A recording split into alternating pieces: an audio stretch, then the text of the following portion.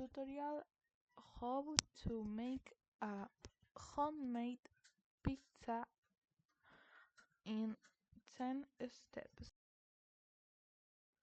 1. Gather the ingredient flour, yeast, water, salt, sauce, cheese and toppings. 2.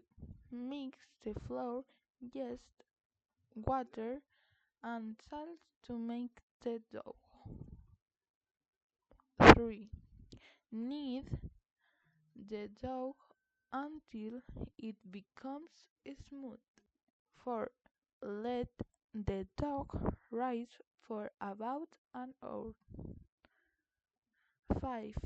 Roll out the dough into a pizza shape. 6.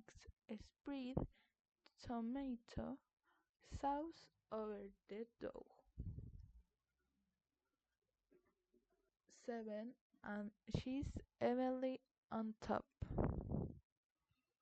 8. Place your favorite toppings on the pizza. 9.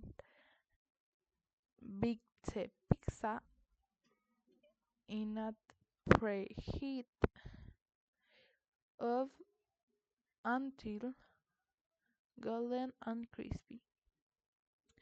10. Remove it from the oven, slice it and serve.